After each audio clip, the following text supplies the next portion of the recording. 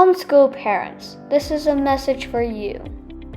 As a homeschooler, I know you work hard for us. You have many different things to manage. Our Thinking, Feeling, Willing program is your roadmap to a successful Waldorf homeschool journey. Gain the confidence you need to be the teacher your child wants and transform your homeschool experience. Homeschooling with Waldorf Essentials is one like no other. You not only have curriculum options, you can also add our Thinking, Feeling, Willing program onto your curriculum. What's in the Thinking, Feeling, Willing program? Rhythm, inner work, temperament, the Waldorf curriculum, learning and strengthening your skills in music, circle time, form drawing, handwork, painting, drawing, modeling, festivals, reading, writing, spelling, eurythmy and movement, and our bonus content. Something else you'll get when you join Waldorf Essentials that you will not find anywhere else is the community, and we all need that as homeschoolers. This is your invitation to fill your cup. We know you're rooting for us. We are rooting for you too. Welcome to this week's podcast. So we're calling this podcast What to Say When and How, the Tough Task of Parenting, because this job is not for sissies. This job can be really hard. And it doesn't matter if you are a parent with a child in a Waldorf school or if you are the parent doing the homeschooling. The things that we're going to talk about today, they are relevant all around. So we are breaking this up into two pieces. Our first piece is free to the public. Our second piece is in our Candle membership that you can get by supporting Ariel's Light. And there is a link to that down below this video. And I just want to thank Gerard Sipker for being with me again today.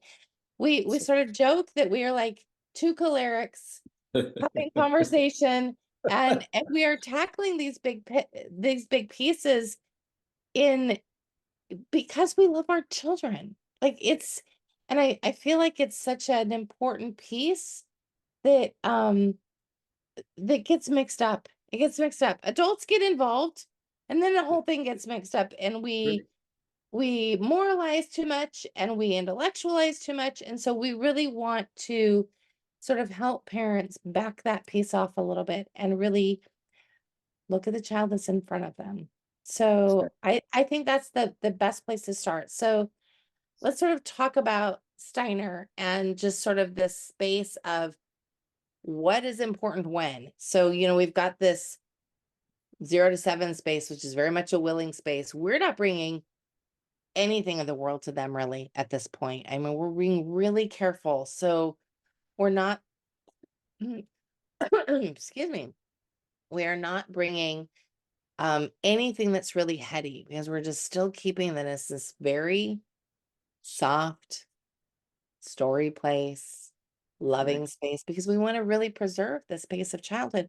And then even in that second feeling space, and probably especially in that second feeling space at 7 to 14, like we're not wanting them to intellectualize a lot of this content because we want the feelings to be good feelings, right? Correct.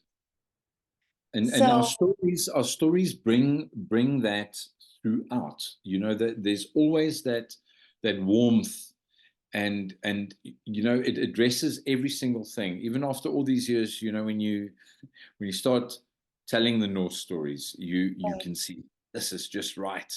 Yes. When you do animal stories, you think this is just right, and it's that beautiful medicine that's just you can just see it. And even like if we look at class 5 and you look at ancient civilizations, at the moment I'm getting a lot of pressure from the children. When are we doing Greece? When are we going to do Greece? I said, getting there. Just easy. We just, and they love it because it's geography and everything, but they love that, and it resonates with them because the stories are kind of all the same, and there is the moral, but we don't say, and the moral of the story is. Yeah, because I think it's so beautiful when we are bringing stories, and I think this is really important for parents and anybody else who's teaching children to understand that when we're bringing the stories and we're bringing the right content at the right time, Yes. there's something beautiful that happens. There's a lot of conversations we don't even have to have. Exactly. Because it comes through the story. So we we do all of this stressing, I think, as grown-ups, thinking about all of these things like, oh, I got to teach them this, and I got to bring them that, and oh, I got to, and oh, this was in the news, and I got to make, like, you don't want to bring all of that. Bring Correct. the content, bring the story content, relax, breathe deeply, and bring the lessons. Just and when things come up daily, you just want to ask yourself, what's this child really asking me? Exactly. Because we go right to the answer. Right. And like, just, it's not easy. We parents, so it you sometimes look at your three children or your five children and you think, I was in school last year. I was writing my finals, and now I've got a And 21 year now a old. parent, right? No, I agree. My What kids am I asked me the doing? other day, my kids were like, do you feel 51? I said, no, I actually feel about 25. It's just my 100. body and I are not in sync.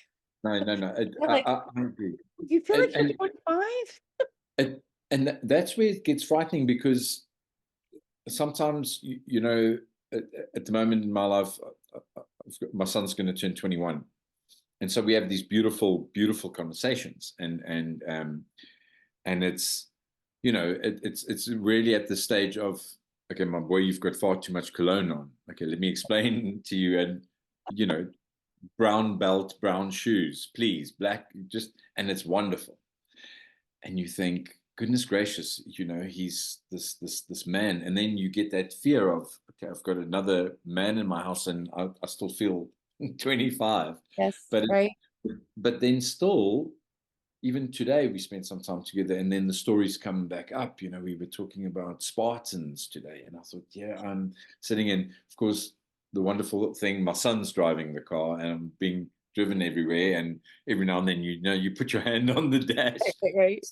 Dad, please stop that. So, and it's the stories that drive us, and he still responds to that, and now there were difficult questions asked at times, and there were times that I said, I'm not ready yet, and Yes. And that's an and okay thing to say, and, right? and, and then I've said, not in a way to alienate him, because I think sometimes we don't have all the answers, and you don't know what to say, and you might mess it up. And I've said, I agree. I don't know what to tell you. I don't know what to tell you at the moment, but I'll come back to you. And I do. I totally had that experience. And I think that goes with all those tough topics, whether it be racism, the state of the world, sexuality, like all of those tough topics. I remember a time I was very pregnant with my son that's now 17, very pregnant, like big and pregnant. My son that is now 25, he was just 6 years old and at the height level of my belly. And Yes. we're standing in the Home Depot getting something for the house. And he says to me, so how did that baby get in there?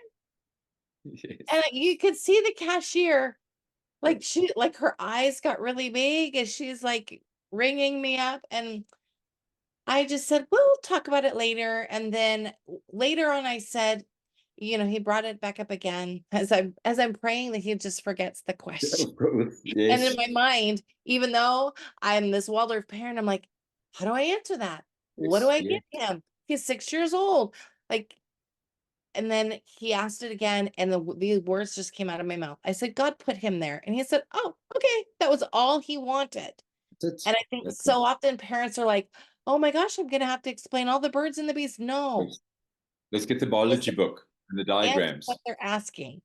No, exactly.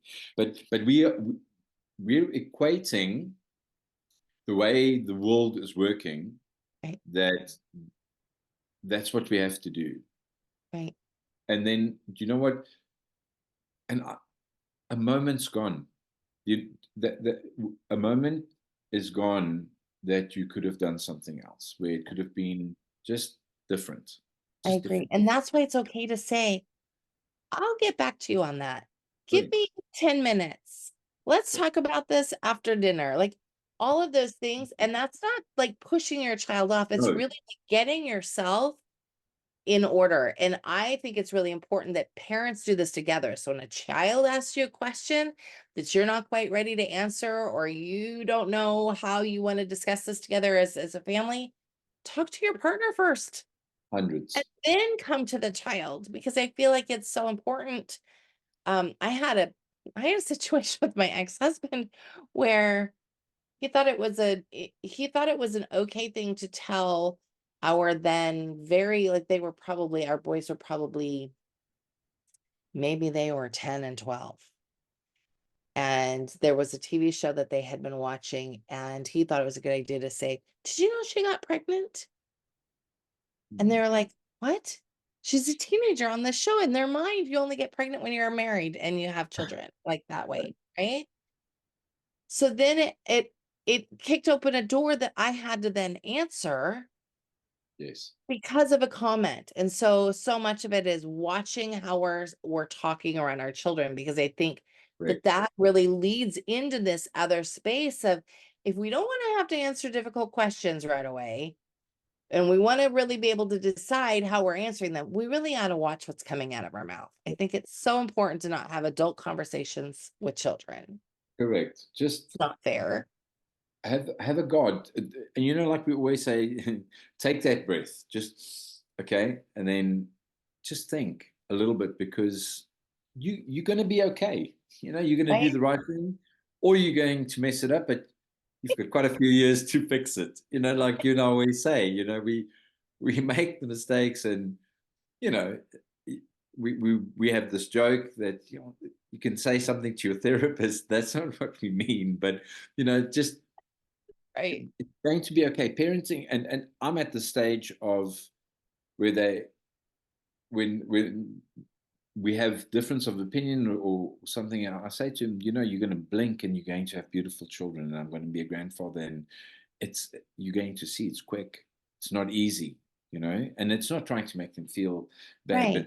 but they also get to a stage where they also start to think before they speak, or so that you have better dialogue, or just Absolutely. Absolutely. And that's when, I would say, like, because they're changing so much, but like that last stage, that 14 to 21 stage and beyond, when the intellect is yeah, born and you can start to intellectualize some things with them, that's when you start to have the nuts and bolts of those conversations. And we're going to talk about that in our second segment. So if you want to talk to us about that, come and listen to us, because we got some great things to banter about. But truly, even if you're not going to listen to that segment, I say really think about what it is that you're saying and how old this child is. And not just how old they are, but like, where are they emotionally? I think often we think our kids are way farther ahead than they are, especially when dealing with the oldest. I mean, I don't know if you've experienced this. Like, you think the oldest is so much older than, by the time you get to the youngest one and you oh, compare how they were with you go, wait a minute, why did I do that? Because exactly. the youngest one couldn't possibly be in the same place that that oldest one was, but we put this other mantle, I think, on this older child, and they're not usually ready. No, And even if they are, there is nothing wrong with keeping their childhood sacred a little bit longer. exactly, exactly. A little bit longer. I remember when my oldest daughter, she had had a friend, they were both 9. She had had a friend that had the birds and the bees explained to her. And here's what happened. Their play changed on a dime in a day. Yes. In a day. And my daughter came to me and she was really just sad, and I could feel it was heavy, and she said, I feel like I don't know something. And I said, well, we can have that conversation, but here's the deal. We can't go back from that conversation. So do you 100%. want to keep the magic alive a little bit longer? Or do you want to have the conversation now? Because she was kind of in that spot where we could have had it. And she said, I Correct. want to keep the magic alive a little bit longer. And so we waited, like it was probably a year. But the fact that we have to like pay attention to this piece, because the friends that they're hanging out with, their parents might have very different values. And so Exactly. we want to And pay attention to that piece because that's where all the crazy usually ends up happening. Like you go, oh my gosh, I can't believe they introduced that. I'm not ready yes. to do that yet. Mm, mm. I agree. Sometimes there was just one day where a question was just thrown, and I went, no. There was like No, that, no. not today. It was just, you're just not ready. And then, the next day, let's have a conversation. Right, right. And I actually think they really appreciate that. If that is how you're raising your children and you're not giving them a ton of, intellectual concepts from the beginning, and you're just sort of, having this beautiful space, then, you can say, not today, let me gather myself, and they'll appreciate that.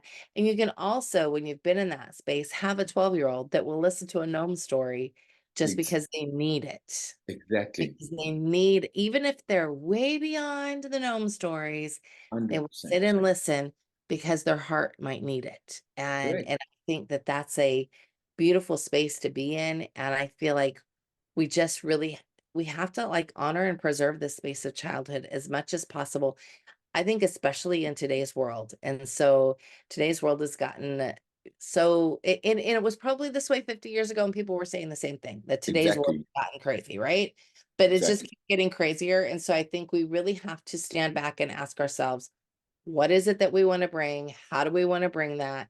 And if I'm following this Steiner path, am I doing this in an age appropriate way?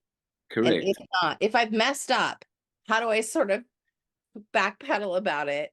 How do I bring that beauty piece? Because I do think that if we have sort of messed up, which I don't think there's really a mess up for No, for no. most of the part, but you bring that beauty back in. You just keep bringing that beauty, keep bringing it, keep bringing it, keep bringing it, so that whatever was laid there can have a lot of beauty Exactly. on top of But it. I also just think at times just to say, especially when they get to a certain age, to say, I didn't handle that well. Um, they they appreciate that. It's like, Totally. and you know what? I think sometimes parents don't say, I'm sorry. And I think that as parent, I've learned that to say, I'm sorry about that. Absolutely. I think it's And so important to be and able to say sometimes there's no but, like yes. I sometimes, like spouse, it'll turn into marriage counseling, but you have a difference of opinion, and you say, "I'm sorry, but no, no, no, stop there. Right. That's enough." And I think I've become conscious of that. So when I say I'm contrite, or I apologize, not because of the weather and I was hot and because then the excuses. No, no, no, we're done here. This is Sure. what I've done, and they respond to that, and it wins. That's a win for you, believe it or not. I agree. I agree. I agree with that so much. And if we as humanity could keep that in mind, it would go so much better. There's no but. There's no but. Stop. I just stop. There's no buts about that. I There's no agree. but. Stop. Sorry. Thank you. I'll take your apology. And I don't want to Absolutely. hear anything else. Absolutely. So I guess as we sort of close this overview segment, I just want to say you are listening and you're wondering, how am I going to tackle these topics? And like I said, you don't want to come and listen to the juicy bits because they're going to be juicy. Then just know that you want to really be careful about age appropriateness, where they are. And I love looking at the curriculum because the curriculum is always a great sort of barometer about, well, what are the stories that are here? Okay, well, that's the direction that I need to make sure that I'm going in. What stories are here, because they get more complex as they get older, and they're bringing more culture as they get older. So there are many other things that you can discuss as they're getting older that really aren't appropriate when they're young. Exactly.